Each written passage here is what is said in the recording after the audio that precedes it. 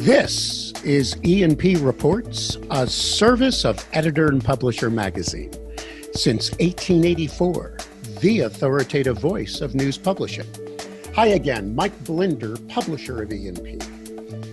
Vin Crosbie is our interview today. And Vin's expertise is about how new technologies affect the media industries, media contents, and consumers of media. Since 1996, he's been consulting about that to governments, media companies, other corporations, as they make their transition and continue to do so and understand our entire industry. Since 2007, he's been teaching a new media management course at Syracuse University for master's degree and doctoral candidates. And just last year, he sold the family newspaper that the Crosbies had owned for over 140 years. It's been hard over the last 20 some odd years to go to a conference, convention, or read an article about the industry without seeing a quote or watching a speech from Vin Crosbie. Today, we're going to quiz him and ask him about the industry as it is today, where it's heading tomorrow, and in his opinion, what can we expect and what could we be doing better in order to thrive and prosper through all the crisis and change we have, as I go one-on-one with media consultant Vin Crosbie. Vin Crosbie, the first thing I have to say is welcome to E&P Reports. The second thing is you and I both live in the United States.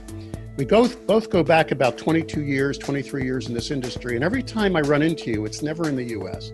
I think the last time was in Spain at the Spanish Daily Newspaper Publishers Association. We were each giving presentations. And then once we ran into each other at the King Edward Hotel, like I was walking to do an INMA and you were at the door. I mean, it's never like in Altoona. I don't know what it is. You and I are always some exotic place or something. But Vin, it's an honor to have you here. First of all, where are you? Are you in New England? I'm in Stamford, Connecticut, where actually I live. I teach in Syracuse, New York, but I commute back and forth each week. All right. I call this the old geezer type interview because whenever I bring back old geezers like us that've been around since, when they're pre-internet, right? Like 98, 97, figuring all this stuff out. Everybody tends to want to just, all these years and all that and more. But you look so much younger than me. How did this happen? You've maintained your youthful flair, sir. I'm reverse aging, actually. I get younger as I get older, so that's what it is. I thought it was that crisp New England air and all that lobster. All right, so let's first just discuss where you're at today. Your family just sold a newspaper after 140 years. Grandpa ran this thing, correct? This goes way, way back in your family. Well, I'm the fifth generation, or was the fifth generation, I have to now say. And that's what we did every day. We were the publishers and, to a degree, editors, depending on which generation, from 1877 to 2017. That was the Willimantic, right? Willimantic Chronicle. It's the market town next to the University of Connecticut in eastern Connecticut. And small daily. Generally at between 10 and 15,000 throughout most of its history, but 6 days a week. So if you were to head over to the local Red Cross and give blood, would there still be ink in your veins, or was that There would be. There would be. I literally grew up in a hot lead newsroom. Don't tell OSHA about that. Mm-hmm. But that was before offset lithography, and grew up, in fact, I think someplace in my desk here, I have my name. My name's still in lead, which of course you can't see easily with the camera with this lighting, but well, that's okay. We had a linotype in my shop class in junior high school, so I do remember those days. Since your start, you have really, really become a very, very highly respected consultant in our industry. You were a prognosticator back in 2003, telling people where the industry was going, and darn it, you were nailing. Give me, for example, some of those predictions in 2003 that became accurate later on, that you were screaming at the industry back in the good old days. I remember one was you were screaming that we should be aggregating our classifieds, correct? This was one of the... Well, but that goes before that. That goes into the late 90s. I was a consultant to the New Century Network project. Mm-hmm. And we were going to put all the major newspapers' classified systems together so that somebody here, say in Connecticut, who was looking for a vacation rental in Oh, in Florida, where you are, could simply look at their local newspaper and be able to call up all the ads in Florida for that type of thing. But unfortunately, our industry, and I was doing it with Ad One, if you remember, I was consulting them and working with them. And when all the dust settled, it was just like herding cats. Nobody saw the ability to grab that Craigslist, Well, that's part of the problem, I think, with this, is that the industry was talking about convergence, by which they meant multimedia, audio, video, text, pictures. But the industry didn't converge in many other more fundamental ways. It didn't get their act together as a group, and as a result, a lot of things they tried to do, such as a common news database, a common classified database, they failed to because they bickered, and the result was Google News was founded shortly after that, Craigslist was founded after that, Monster.com was founded after that, and basically the newspaper industry lost the business. It was theirs to lose, and that's what they did, unfortunately. Yeah, unfortunately. So now let's talk about today. You are teaching a master's class in master's students in Syracuse, correct? Yeah, I'm still consulting, but for the last 14 years, I've been teaching new media management, or what we used to call media management, at Syracuse University's Newhouse School of Public Communications, teaching master's students and also doctoral students. I teach a required course called New Media Business, which used to be known as Media Business, but now everything is new media. All right, so if I was a student in that class, desperately trying to enter the media industry, what would you be telling me? I mean, give me some of the bullets of what are you saying to these students now? Well, I'm basically saying to them, and also to industry people I consult, that there's much more that's happened in the last 20 years, since 2000, than happened before that.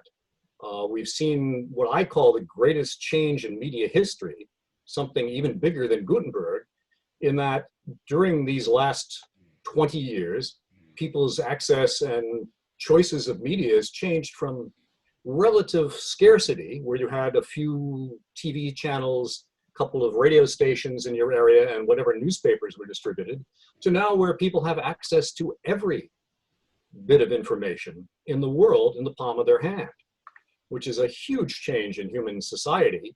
And it also has great ramifications for the media industry. It's changed the economics. It's changed how people consume media. It changes how we have to produce media, and to a degree, also the definition of what is media. I was about to ask you that. What is media? Is media creating news? Is media curating news? Is Google media, or is Google a search engine? It's both, certainly. People who say, well, Facebook isn't a media company or Google isn't a media company, that flies in the face that such companies nowadays are the predominant ways in which people under roughly the age of 50 obtain most news, information, and entertainment nowadays. So certainly they're media companies. They may not create their own media. They don't have a newsroom, but neither did necessarily the Udney Reader or Reader's Digest to a degree. The history of aggregation and curating content goes way back. Hundreds of years with magazines. So certainly they're media companies. All right, so put yourself back in time. You're now the 21, 22-year-old sitting in your master's class, and you've got all this energy to expound. You're going to get into the media industry, whatever flavor, shape, size, or color it is. What message are you telling them? What does this future look like, and what are you trying to say to them so they have the right frame of mind to excel in today's new media world? Yeah, I tell them basically that this is not a transition. This is not just a case where we're putting things online, that we're going digital. It's a case where there's a much larger changes going on right now. I tell them about the industrial era technologies we used to use, where you had to have editors pick the stories that people either had the greatest interest in, greatest common interest, plus stories the editors thought that everybody should be informed about, and put out a package which everybody gets the same edition in the community. That's changed because people have such huge access to information online that they tend to look at it as a giant buffet. So in the case of newspapers, people only go to a newspaper website for what that paper is best at. Generally, it's local news. In my case, in my family's paper, you wouldn't go to the Willimantic Chronicle for national or international news when you have access to New York Times, CNN, BBC, well, et cetera.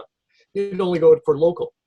And the other thing on this is that because it's computer mediated media we're using, it's online, it's digital to use the colloquial phrase, much of it is algorithmic, which means that people are trying to find the best match of stories to meet their own individual interests. They initially did this with search engines, but soon there were various types of services that would allow them to get customized feeds of what they like.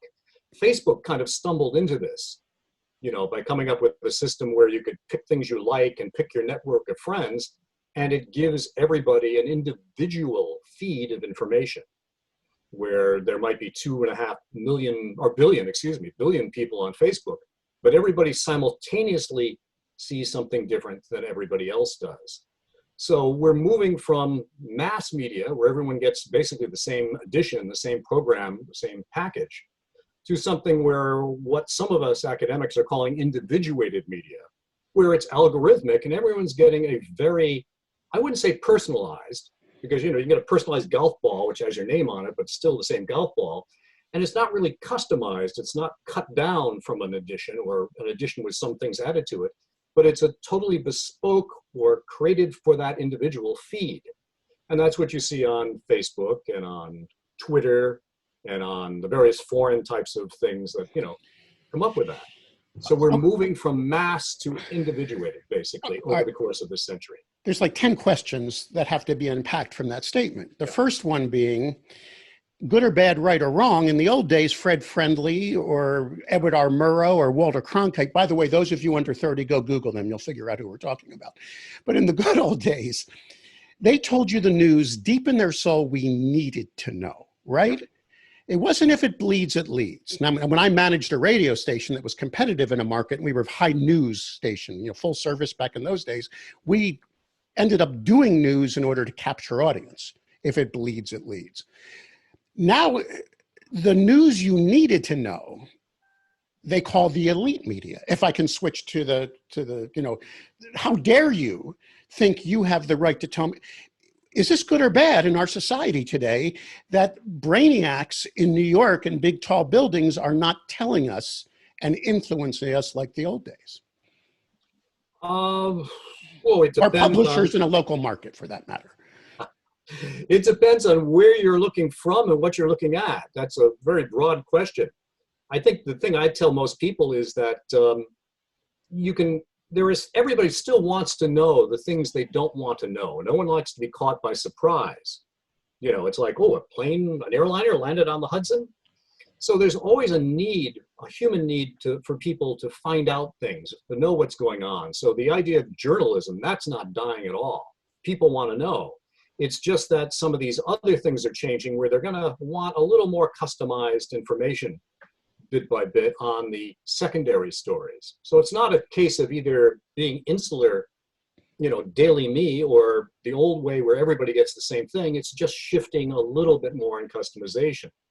As for the elites, that's more of a socio-political argument than it is necessarily a media argument. So I'm going to defer to other experts on that. Not to get too Aaron Sorkonian here, but... Well, by the way, who's an alumni of my school. Really? I didn't know he came out of Syracuse. Wow. Yeah, Stork is an alumni of Newhouse. I actually quoted him in my editorial today in E&P, but that's another... But he used to, embedded in his shows, try to say that maybe there should be a license or a degree you must have in order to call yourself a journalist. In other words, anybody now can say anything they want, and the average human being is having trouble discerning fact from fiction. Yeah. Anybody can become a publisher or broadcaster nowadays. That's part of the technology, and that certainly has changed everything, which blurs the whole issue of, well, how do I know what's true, what's not true? And that's going to happen with the march of technology. It's a problem we are ultimately going to have, which now we have. And I think that means that the need for true journalists, people who are trained, who can figure out, okay, I need multiple sources here, I need to know it's objective, I need to know this is true, they're more valuable. The problem is right now that the public are only starting to understand that because of this fog of misinformation out there. And plus, I think a lot of journalists have not been able to sell themselves well. One of the problems is the popular press. We still see a lot of tabloid stuff, a lot of broadcast tabloid stuff. And that's unfortunately the perception a lot of people have of journalists, where in reality, 80, 90, 95% of journalists are very responsible and show both sides of the issues. All right, so let's get into that. Newspapers, I mean, which is a term that some ran away from, some are trying to stay with. Dean Riding's now running newspapers.org. Newspapers have your back. They decided to stay with the word newspaper to support the industry, whatever that industry is. I mean, must you have a press to be a newspaper? There's the first question. Can I be a newspaper without a press? Or am I now a pure play? And if you still had your family newspaper, I mean, you just unloaded it, a year ago, but if you still had that puppy, what would you be doing? Would you save, is that brand valuable? And Sure. Can we leverage that brand? And how should we, give us the advice? The brand is certainly valuable. Unfortunately, and I hate saying unfortunately on this, you need to keep the printed edition going right now because the printed edition is probably creating 80% of the cash flow for the company, 80 or 90%.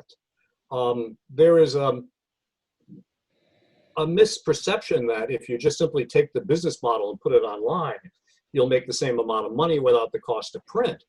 But the economics of online and economics of print are quite different. I'll give you an example I give my students. If a newspaper doubles its circulation, prints maybe 20, 40 pages a day, whatever the count, let's say it's 40, doubles its circulation, then the rate for an ad, a full page ad in that newspaper, the publisher can probably increase it. Theoretically, might be able to get double if it's double the circulation. So when circulation and readership increases, ad rates, the CPM you can get, generally increase. However, if you've got a website and 1 week or 1 month, it's got 100,000 people coming to it, and the next month, 200,000 people coming to it, you can't double the CPM for the banner ads. Instead, you've got to be able to sell twice as many banner ad exposures as you did the last month. And the result is the banner ad CPM tends to come down because it's very hard to find twice as many ad buyers as well you know. And otherwise you've got to just run free ads or something.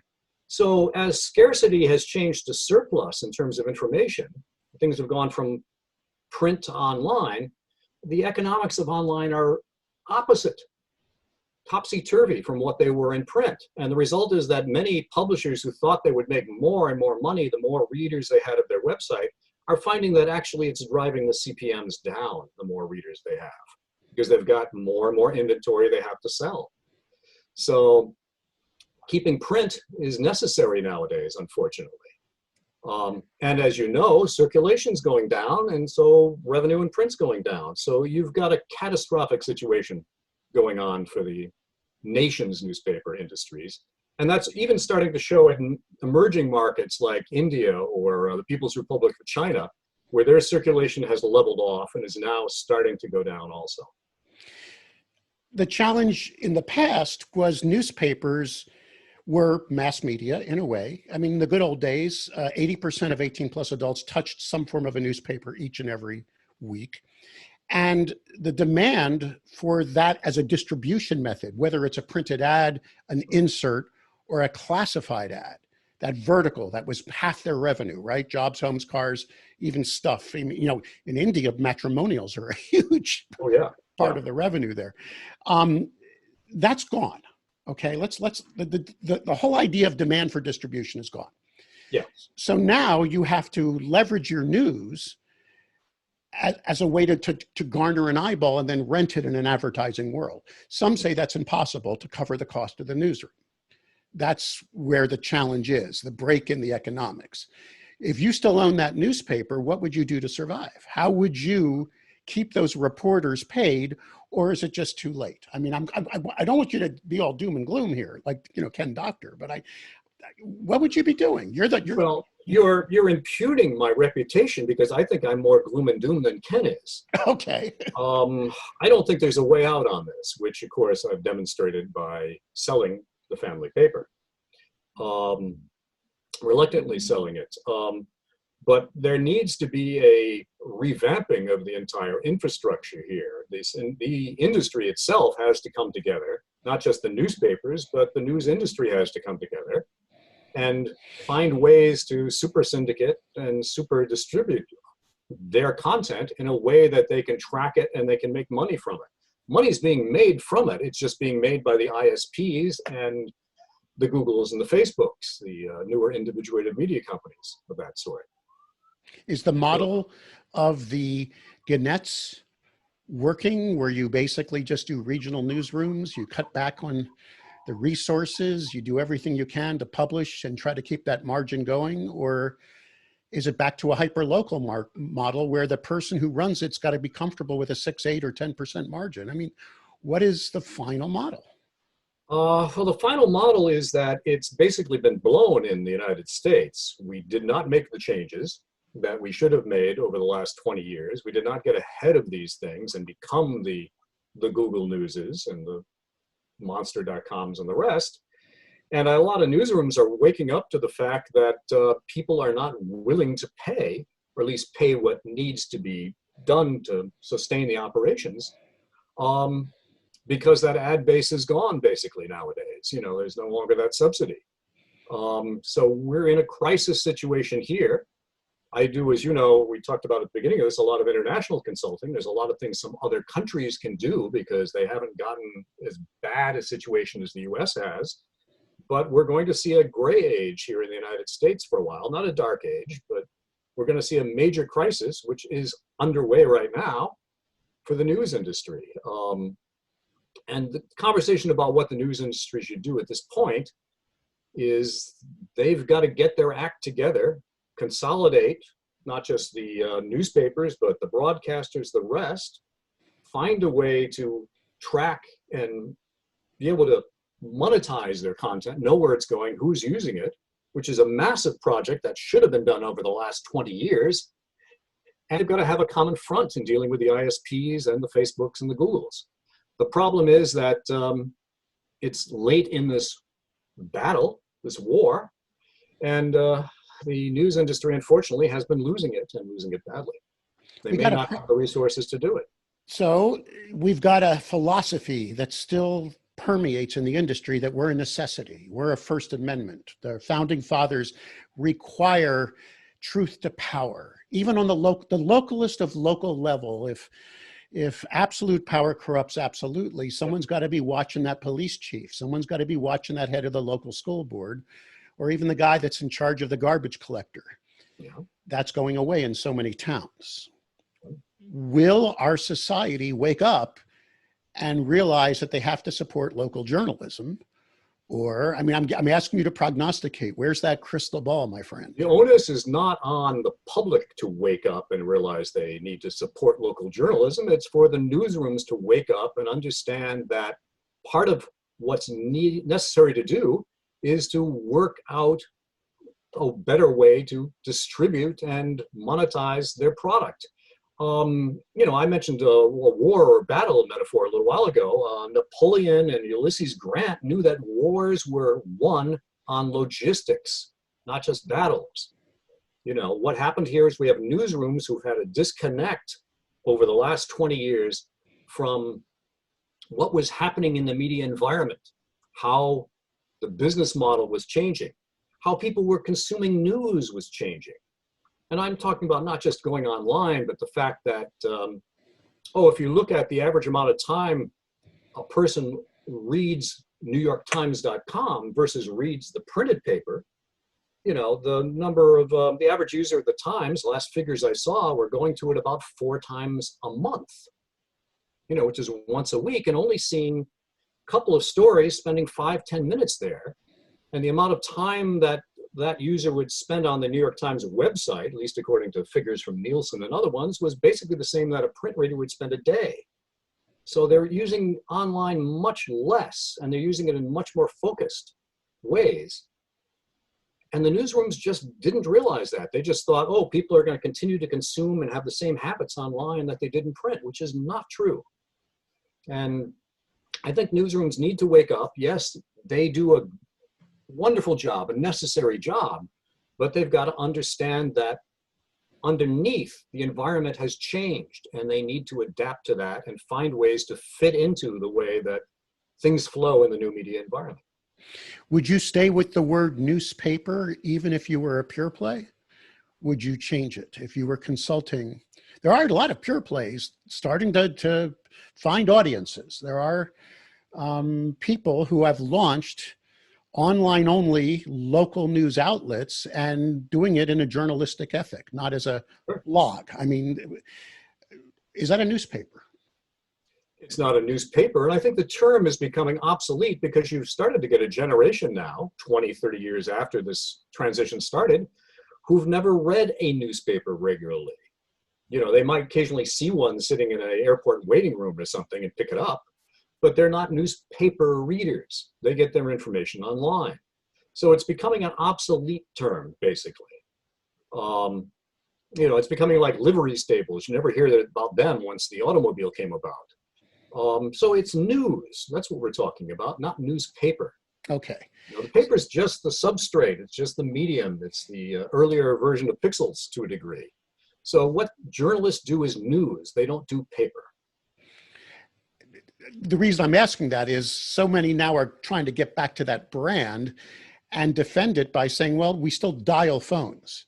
You see what you can use. And it's true. And I understand the branding argument. It's just that what you need to do is provide a service that people are going to use regularly and use fervently. Whether that's a new brand or an old brand, it doesn't matter overall. The brand can help. It can help make a transition, but you cannot rely on brand alone to do this. Okay. I remember seeing the head of Time Warner, back when there was a Time Warner, be asked at a conference, you know, what is his company's strategy for new media? And he said, well, you know, we've been big in the 20th century. We're going to be big in the 21st century. We're going to be a big brand in new media, just like Google, Yahoo, Facebook. And he went on to recite about 10 new media names, brands which didn't exist 10 years earlier. And it's like, wait a minute. You're going to rely on your brand and be like companies that didn't need brands to do this? So brand's good, but it's a crutch, basically, right now. You don't need to be a brand, basically, to succeed. You need to understand this new media environment, what people want out of it, and how to provide your product in it. All right. The gray area is coming, the gray time, not the black, but the gray. We're in it. And it was obviously amplified and sped up by coronavirus. COVID-19, this crisis has created a major change. Papers are screaming, look at my digital audience rising. But is that going to stay post-coronavirus? I mean, that's the big question. Pandemic is not a business model. It's not a sustainable business model. At least I hope it won't be sustainable. You know, that there is an emergency going on, a worldwide emergency, yes, that will drive up traffic, but it's not going to be a long-term business model. There were some figures I saw just this morning, came out of Piano, the the paywall company, saying that yes, there was a big spike in terms of digital readership and people willing to pay to read that content, but that's now flattened off and it is starting to decline again, the rise in it. The number of new subscriptions digitally. So, you know, there was a bump on that, but that bump is going down. And you need a business plan, a business model that can sustain itself in good times as well as bad. So yeah, it's been good for digital models right now, but it's not sustainable. You wrote a great blog that I read this morning before our interview. American progressives needn't defend themselves. You laugh on that, but you were taking a very interesting stance on how the right versus the left in our industry is having this battle, which doesn't seem to be making any sense. Can you put a little bit more meat on that bone for us right now? Well, that's my personal blog. That's not my business blog. But I'm terribly sorry, but no, it's fine. It's fine. It's the same person, right. bit by bit. But yeah, there are a bunch of false dichotomies out there, and we've got a big bit of political polarization going on, probably the biggest since the Civil War. I'd agree. Or certainly since the Great Depression. And there needn't be, because both sides basically want the same things at heart for the country. But we're at loggerheads here. I think what's going on is this, Mike, is that we're seeing the pace of change in society worldwide accelerate. And I think we've reached the area where it's not just going up gradually, but things are changing really, really quickly. If you've wound up talking to a home appliance and having the home appliance answer you, you can see that we're now living in the future. And I think a lot of people get anxious about this. There's a lot of people who feel left behind or anxious about all the changes going on. And that tends to make people either retreat into very old values and old ways of doing things, or accept it and move on. And I think a lot of society's tensions right now are simply the anxiety at the pace of change going on. And certainly in our own business, we're seeing that in terms of new technologies. What are we going to do? How quickly can we adjust to this? And I think that's going to be an epochal change going on right now, because we are changing from an industrial era into an informational era right now. It's as big a change as when there was in the 1780s to 1830s in the industrial era. So we're going through a real wrenching time. Not just in our business, but in all businesses. The right versus the left has actually become the news cycle of today, if you really want to analyze it. And one of the things that frustrates me personally, I'd like to get your take on this, is how we're now preaching to the choir more. People are not leaving their tribes when it comes to their news consumption.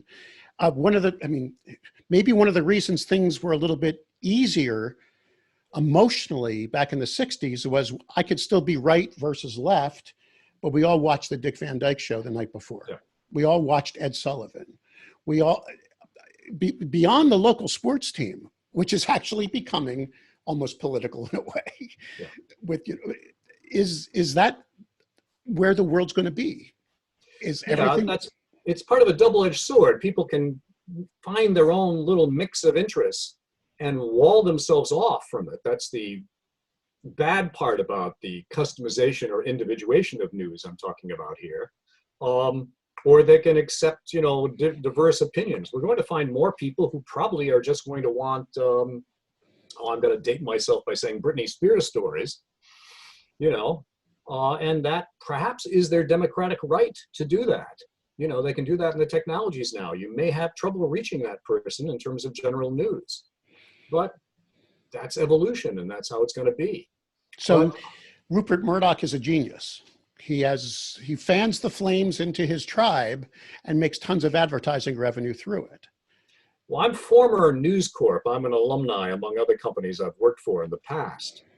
And I remember when he started Fox News, the idea was, well, Rupert, why create a fifth or whatever it was, I think third news channel at that point on cable?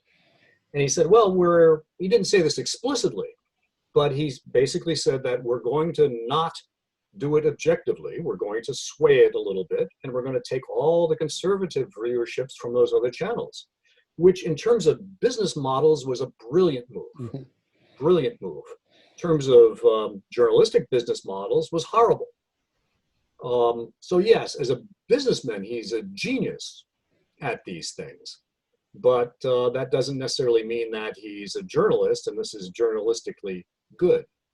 And I think we're also seeing that type of thing, going back to the politics you're talking about, where a lot of media organizations are starting to take sides, be it Fox or MSNBC, because the audiences will be larger. They're driven by the market system we've used in mass media, where the larger the audience, the more money you make.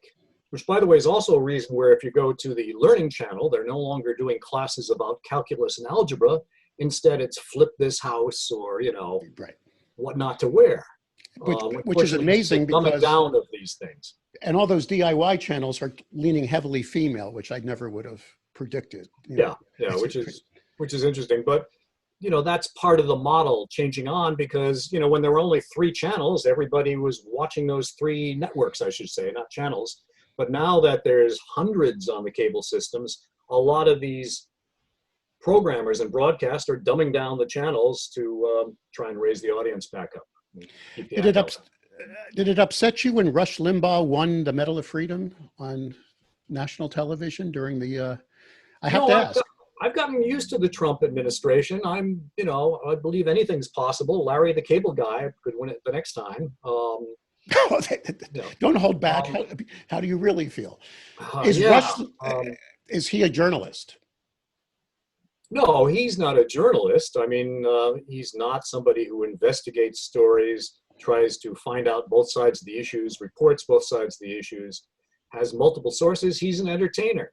So is Sean Hannity. So is Rachel Maddow. Rachel Maddow. I'm just thinking about her as I mentioned that. These are people who are pundits. They are a form of entertainer. They are not a journalist. If you want journalism, you've got NPR, you've got the BBC, you've got Frontline, you've got a number of places you can go to where you're going to get straight journalism of the type that, as you mentioned, Walter Cronkite and others in the past would give you. But some would say NPR is very, very, very left-leaning in its reporting. You don't agree? I don't agree, because I still look at what they're doing and see that they're still doing it journalistically, objectively on it. Now, that raises the question of are journalists liberal? And I think Cronkite himself answered that well in his 1973 Playboy interview, where he said, well, what we do is we point out where things do not work, things where the system is broken and needs to be fixed. And if some people think that makes us liberal, then maybe we are. But as he answered it, liberal was somebody who is open to change, open to new ideas, tries to judge these things objectively, and reports what the results are, even if it's not necessarily what they themselves would like to see. If I threw you a lot of money today, would you take over the Buffalo News and run it?